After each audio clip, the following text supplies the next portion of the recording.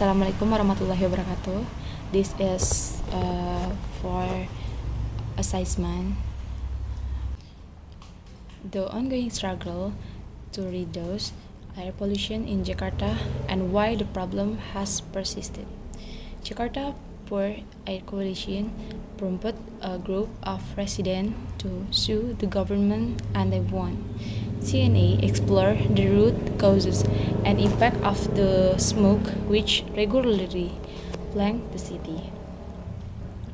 Jakarta, it has been months since Andi Rahman last rode his bicycle on the street of Jakarta, a hobby he picked up last year when non-essential workers like himself were told to work from home to curb the spread of COVID-19. After about 30 minutes, my eyes were burning, my throat hurt, and I began a coach. Manager told CNA.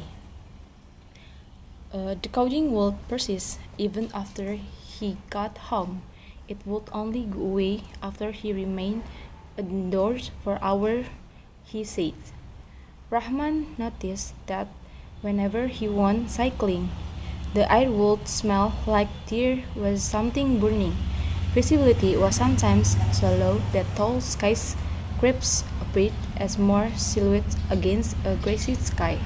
This led him to suspect that his coughing had to do with the worsening air pollution. According to air pollution monitoring tools, the city of 11 million people consistently ranked as one of the most populated cities in the world. Data from the Jakarta Health Agency show that in 2019, before the pandemic began, the city only had 2 days when the air pollution was deemed healthy.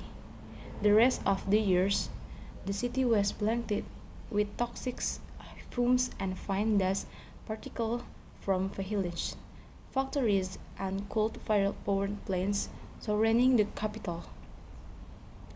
In 2020, despite the introduction of various mobility restrictions to curb the spread of COVID-19, the number of healthy days only grew to 29.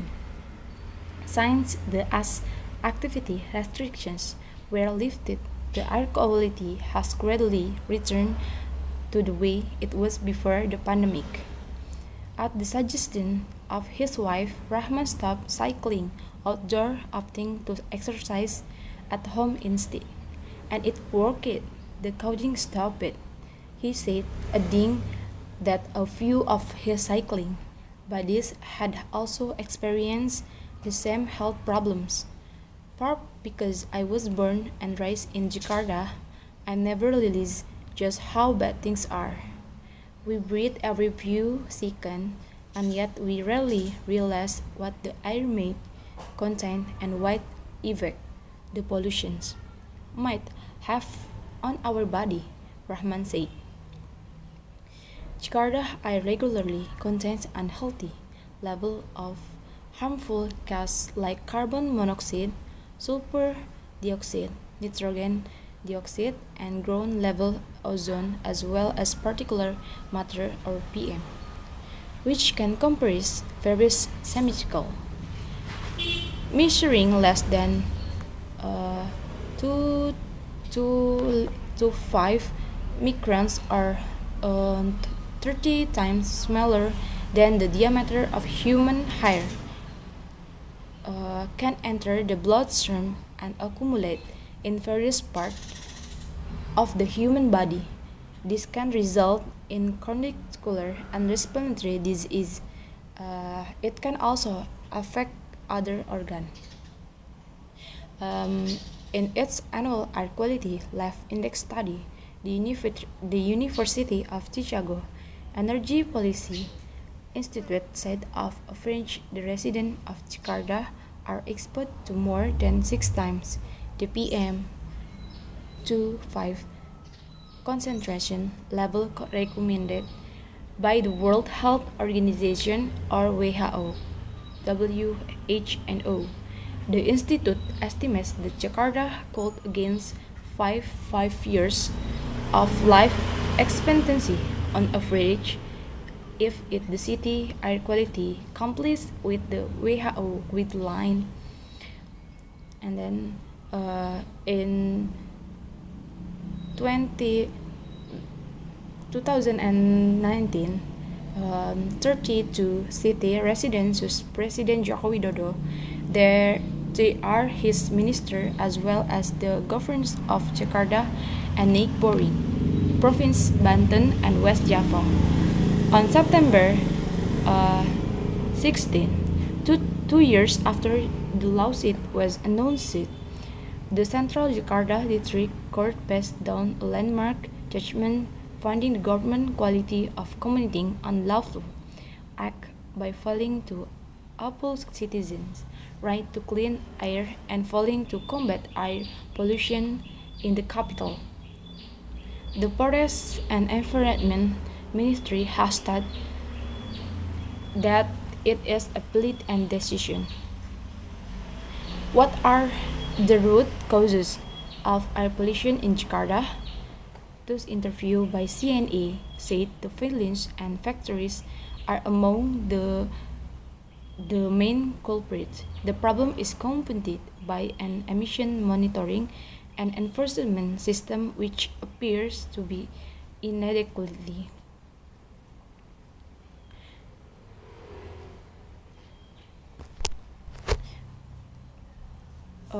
Inequality equipped for such a vast metropolis, as the situation drag on the possible long-term impact on public health are very real. Vehicle emission, the biggest contributor to pollution. Jakarta is regularly listed as one of the most congested cities in the world in the annual traffic index prepared by technology company TomTom. Every day, around 20 million vehicles complete first pass on its 6500 km of street and roads.